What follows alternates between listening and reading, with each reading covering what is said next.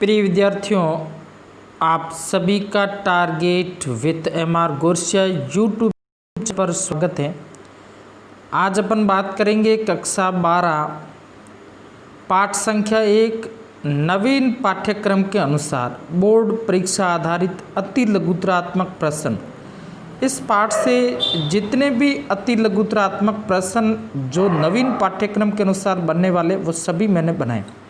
तो अपन शुरू करते हैं। सबसे पहले किस वेद में यज्ञों से संबंधित जानकारी मिलती है? तो इसका सही उत्तर है यजुर्वेद में यज्ञों से संबंधित जानकारी मिलती है। दूसरी इसकी यह विशेषता है कि यह गद्य तथा पद्य दोनों भाषाओं में लिखा हुआ है। क्या जानकारी है?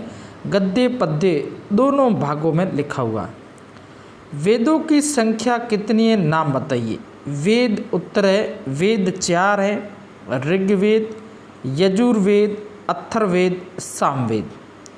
प्रश्न 3 है सबसे प्राचीन वेद कौन सा है? उत्तर है ऋग्वेद। प्रश्न 4 ऋग्वेद में कितने मंडल व सूक्त हैं? उत्तर है ऋग्वेद में 10 मंडल एवं 1028 सूक्त हैं। प्रत्येक वेद के कितने भाग होते हैं वह उनके नाम बताइए। उत्तर हैं 4 भाग होते हैं, संहिता, ब्राह्मण, आरण्यक एवं उपनिषद।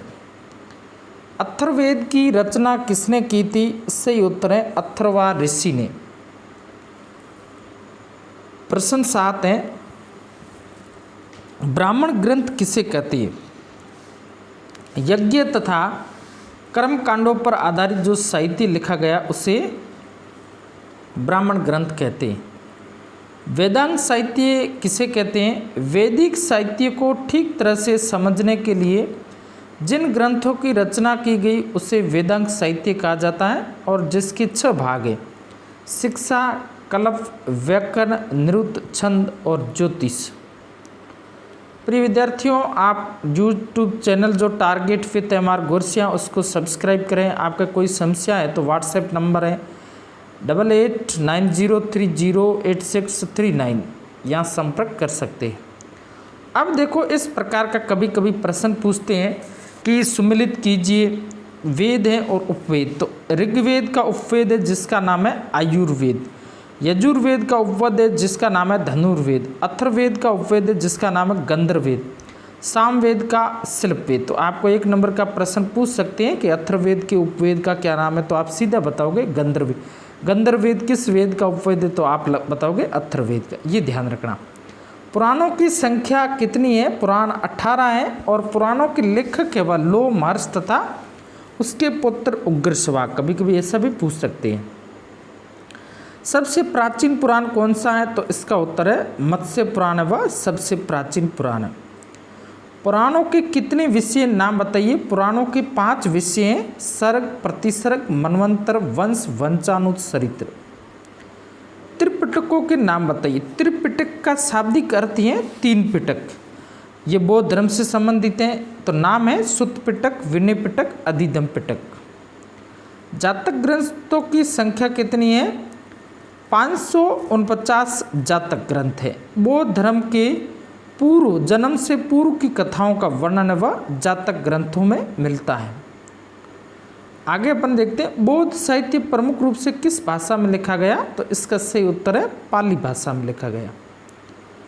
अश्वघोष की रचनाओं के नाम बताइए। तो इसका उत्तर है बुद्ध चरित, सौंदरानंद, सारिपुत्र प्रकरण। जैन साहित्य को क्या कहते हैं? इसका उत्तर है आगम कहा जाता है। जैन साहित्य प्रमुख रूप से किस भाषा में लिखा गया? सही उत्तर है प्राकृत भाषा में लिखा गया। अब ये छोटे छोटे 20-25 जो ग्रंथ हैं आपके इस पाठ में उससे संबंधित। अब देखो, राज तरंगिणी ग्रंथ है, उसकी रचना की थी कलहण ने। ये कश्मीर का इतिहास बताता है और 1150 में लिखा गया। अर्थशास्त्र कौटिल्य विष्णुगुप्त चाणक्य ने की थी। ये चंद्रगुप्त मौर्य के बारे में जानकारी देता। मौर्य प्रशासन में जो राज प्रबंधीय प्रशासन के बारे में अर्थशास्त्र ग्रंथ है वह जानकारी देती है। हरचरित्र कादम्बरी बाण भट्ट इसके लेखक हैं और वर्धन वंश का जो शासक था हर्षवर्धन के बारे में जानकारी देती है। गौड़ वो वाकपति के द्वारा लिखा गया। विक्रमांक देव चरित्र विल्हण, तो विक्रमांक देव चरित्र ग्रंथ किसने लिखा था? विल्हण ने। ये विक्रमादित्य षष्ठ चालुक्य वंश का शासक था, उसके दरबार में था। कुमारपाल चरित्र जयसिंह के द्वारा लिखा गया, गुजरात के चालुक्य वंश के बारे में जानकारी देता है। अमीर महाकाव्य नैन चंद सूरी के द्वारा लिखा गया, रणथंभौर के चौहान वंशों के बारे में जानकारी देता है। नवशशांक चरित्र पद्मगुप्त परिमल के द्वारा लिखा गया था। बोध चरित्र वल्लाल के द्वारा लिखा गया।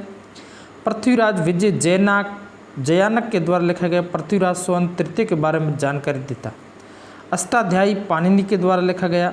महाभाष्य पतंजलि जो है जो अपन देखते हैं पुष्यमित्र शुंग वंश का शासक था, उसके अश्वमेध करने वाला ब्राह्मण का नाम था पतंजलि। मालवी का अग्निमित्रम कालिदास के द्वारा लिखा गया। कालिदास है वह चंद्रगुप्त द्वितीय के 9 रत्नों में से एक थे। मुद्रा राक्षस देवी चंद्रगुप्तम विशाख दत्त के द्वारा लिखा गया। मर्छकटिकम क्षुद्र के द्वारा लिखा गया। मिताक्षरा विज्ञानेश्वर के द्वारा लिखा गया। नीतिसार कामनंद के द्वारा लिखा गया। पंचतंत्र विष्णु शर्मा के द्वारा लिखा गया। वर्द कथा गुणाढ्य के द्वारा लिखा गया। वर्द कथा मंजरी सेमेंद्र के द्वारा लिखा गया। कथा सरित सागर सोमदेव के द्वारा लिखा गया। इंडिका मेगस्थनीज के द्वारा लिखी गई। अमरकोश अमर सिंह के द्वारा लिखा गया। कृष्णदेवराय विजयुम दुर्जट्टी के द्वारा लिखा गया। पृथ्वीराज रासो चंद्र बरदई के द्वारा लिखा गया।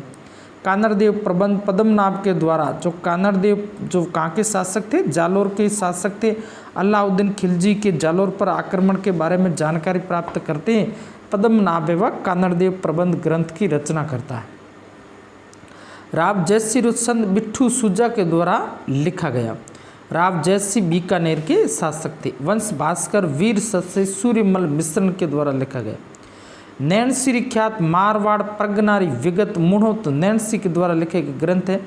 भूगोल टोलमी ने लिखा था। नेचुरल हिस्ट्री प्लिनी ने लिखी थी। मिंडास ऑफ गोल्ड अल मसूदी का ग्रंथ है। सिलसिला उल तवारिक सुलेमान नवी का ग्रंथ है। तारीख हिंद अल बरूनी का ग्रंथ है। संगम साहित्य किसे कहते हैं? तमिल साहित्य को संगम साहित्य कहते हैं। पेरिप्लस ऑफ दी एथेरियन सी नामक पुस्तक में किसके बारे में जानकारी मिलती है? तो सही उत्तर है बंदरगाह व समुद्री व्यापार के बारे में जानकारी मिलती है। यात्रियों का राजकुमार किसे कहा जाता है? उत्तर है हर्षवर्धन को यात्रियों का राजकुमार कहा जाता है। हर्षवर्धन किसके समय आया था? वर्धन वंश के शासक हर्षवर्धन के समय आया था। सॉरी, यात्रियों का राजकुमार किसे कहा जाता है? ये देखो यहाँ गलत मिस प्रिंट है। यहाँ अपन यात्रियों का राजकुमार किसको कहते हैं? उत्तर अपन देखते हैं यहाँ, तो इसका उत्तर है हावेंग सांग को कहा जाता है। किसको? हावेंग सांग। ये ध्यान रखना, ये अच्छा प्रश्न था, इसलिए मिस प्रिंट। यात्रियों का राजकुमार हवेन सांग को कहा जाता है और ये किसके समय आया था? हर्षवर्धन के समय भारत आया था। तो किसको कहा जाता है? यात्रियों का राजकुमार हवेन सांग को यात्रियों का राजकुमार कहा जाता है। ये ध्यान रखना, किसको कहते हैं? हवेन सांग को क्या कहा जाता है? यात्रियों का राजकुमार कहा जाता है। तो ये आपको पता है किसके समय आया था? वर्धन वंश का जो शासक था हर्षवर्धन के समय ये आया था। हवेन सांग को यात्रियों का राजकुमार कहा जाता है। आगे बढ़ते हैं अपन, इसके बाद में देखते हैं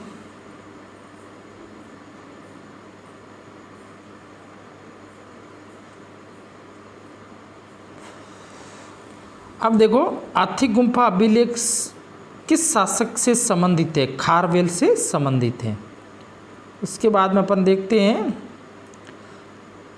प्राचीन समय में मृदभांड संस्कृति कितने प्रकार की थी? तो कितने प्रकार की थी? 4 प्रकार की थी। अब देखो यहाँ एक तरफ अभिलेख है, दूसरी तरफ शासक का नाम है, तो उनके बारे में देखते हैं।